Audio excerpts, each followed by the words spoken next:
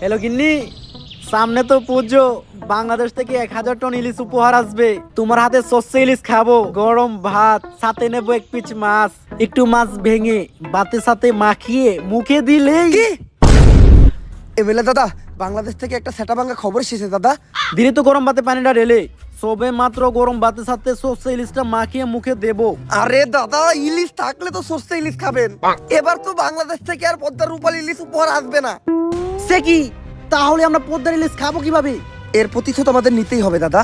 বাংলাদেশে এমন কিছু রপ্তানি বন্ধ করতে হবে যেটা ছাড়া বাংলাদেশ আর বাংলাদেশ থাকবে না।